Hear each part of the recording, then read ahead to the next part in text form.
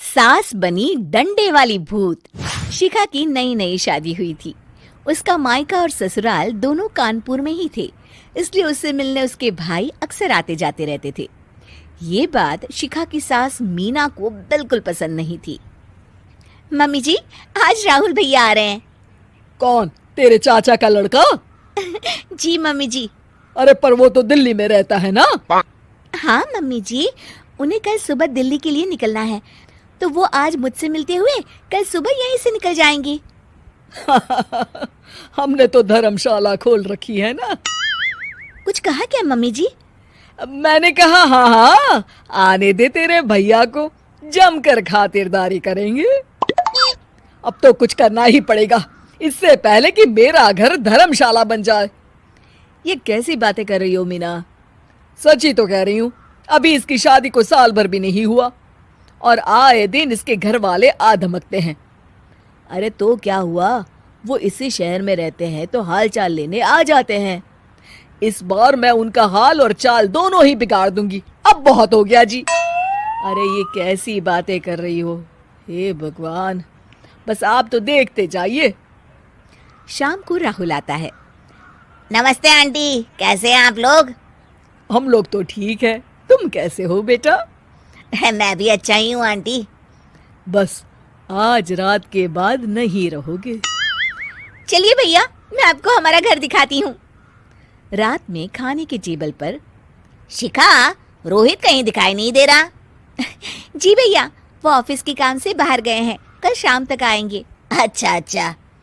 बेटा, क्या तुम भूत प्रेत में मानते हो? नहीं नहीं आंटी जी, पर अचानक आपको ये ख्याल कहाँ से आ गया? पता नहीं क्यों, कभी कभी मुझे लगता है जैसे रात के समय बैठक में कोई घूमता रहता है। ये आप क्या कह रही हैं मम्मी जी?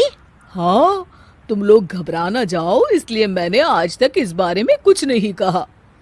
ये आपका वहम होगा आंटी जी, ऐसा कुछ नहीं होता। हो सकता है।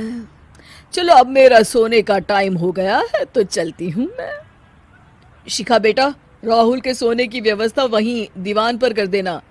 जी पापा जी। अब चलिए भी। अच्छा, तो बैठक में सोने वाले हैं साहबजादे। क्या बड़बड़ा रही हो? कुछ नहीं, आप सो जाइए। मीना और महेश के सोने के बाद शिखा और राहुल आपस में बात कर रहे होते हैं, तभी डोरबेल बजती है। अरे आप! सरप्राइज! काम जल्दी खत्म हो गया तो मैं आज ही चला आया। ये तो बहुत अच्छा किया। देखिए राहुल भैया भी आए हुए हैं, आप दोनों का मिलना भी हो जाएगा। कैसे हो रोहित? मैं तो ठीक हूँ भैया। शिखा, मैं भी आज यहीं सो जाता हूँ, राहुल भैया से बातचीत भी हो जाएगी। अच्छा अच्छा ठीक है। मीना आधी रात को उठती है, कंबल मुंह से पैर तक ओढ़ के डंडा लेके बैठक में आती है और देखती है दीवान पर चादर ओढ़े कोई लेटा हुआ है। देखो तो कैसे मजे से सो रहा है बहन के ससुराल में। मीना ताबड़तोड़ 4-5 डंडे मार देती है। अरे मर गया, अरे बचाओ बचाओ, कौन है? मीना जल्दी से अपने कमरे में भाग जाती है। हे भगवान, ये मैंने क्या किया? ये रोहित कहाँ से आ गया?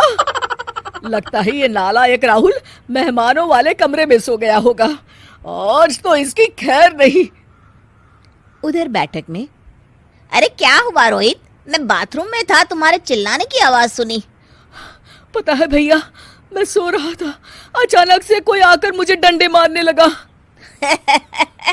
ये क्या कह रहे हो? लगता है तुम भी आंटी की तरह भूत प्रेत में मानते हो। नहीं नहीं भैया, सच में कोई आया था। मैं तो जा रहा हूँ मेहमानों वाले कमरे में सोने के लिए। इस समय अपने रूम में जाऊंगा तो शिखा की नींद खराब हो जाएगी।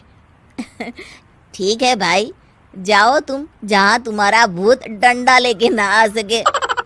थोड़ी देर बाद मीना कंबल ओढ़ के डंडा लेकर मेहमानों वाले कमरे में पहुंच जाती है। वो बिस्तर पर सोए रोहित को फिर डंडों से मारने लगती है।